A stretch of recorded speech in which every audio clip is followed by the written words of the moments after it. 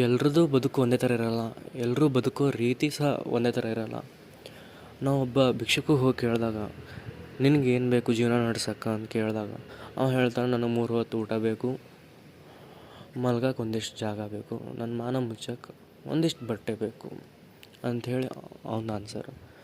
ನಾವು ಮತ್ತು ಅದೇ ಬೇರೆ ನಾರ್ಮಲ್ ಪರ್ಸನಿಗೆ ಕೇಳಿದಾಗ ನಂಗೆ ಲಕ್ಸುರಿ ಲೈಫ್ ಲೀಡ್ ಮಾಡಬೇಕು, ವೆಲ್ ಸೆಟಲ್ಡ್ ಆಗಿರಬೇಕು, ನಾನು 1 ಪೀಳಿಗೆ 2 ಪೀಳಿಗೆ ಆಗೋಷ್ಟು ನಾನು ದುಡ್ಡು ಮಾಡಿಕೊಂಡು ಹೋಗಿರಬೇಕು ಅಂಥೇಳಿ ಒಂದಿಷ್ಟು ಜನದ ಆನ್ಸರ್ ಹಿಂಗಿರುತ್ತೆ.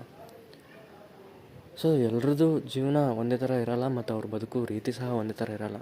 ಒಬ್ಬ ಶ್ರೀಮಂತನ ಕಡೆ ಎಲ್ಲ ಇರುತ್ತೆ, ಖರೆ ಅವನ ಹತ್ರ ಆರೋಗ್ಯ ಇರೋಲ್ಲ. ಅಂಥವನಿಗೆ ಹೋಗಿ ಕೇಳಿದಾಗ ನಿನಗೇನು ಬೇಕು ಅಂತಂದಾಗ ನನಗೆ ಆರೋಗ್ಯಕರವಾದಂಥ ಜೀವನ ಬೇಕು, ನನ್ನ ಹತ್ರ ಎಲ್ಲ ಐತಿ, ಖರೆ ಆರೋಗ್ಯ ಇಲ್ಲ ಅಂತ ಹೇಳ್ತಾನೆ.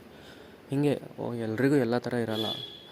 ಒಂದು ನಮ್ಮ ಗ್ರಾಮೀಣ ಭಾಷೆ ಒಳಗೆ ಹೇಳ್ತಾರಲ್ಲ, ಹಲ್ಲಿದ್ದರ ಕಡೆ ಕಡ್ಲಿರಲ್ಲ, ಕಡ್ಲಿದ್ದರ ಕಡೆ ಹಲ್ಲಿರಲ್ಲ ಅಂಥೇಳಿ. ಇದೊಂಥರ ಗಿಫ್ಟ್. ನಾವು ಬದುಕೀವಿ ಅಂತಂದ್ಮ್ಯಾಗ ಇದೊಂಥರ ಗಿಫ್ಟ್. ಸೊ ಇರೋಷ್ಟು ಕಾಲ ಯಾವುದೇ ಒಂಥ ರಿಗ್ರೆಟ್ಸ್ ಇಲ್ದಾರಂಗೆ ಬದುಕಬೇಕು, ಯಾವುದೇ ಪಶ್ಚಾತ್ತಾಪ ಇರ್ಬೋದು. ಸಾವು ಬಂದಾಗ ನಕ್ಕೊಂಡು ಸಾಯಬೇಕು. Death is the only truth ಅಂತ ಹೇಳ್ತಾರಲ್ಲ. ಸೊ ಮತ್ತೆ ಸಿಗೋಣ ನೆಕ್ಸ್ಟ್ ವಿಡಿಯೋದಲ್ಲಿ. ಧನ್ಯವಾದಗಳು.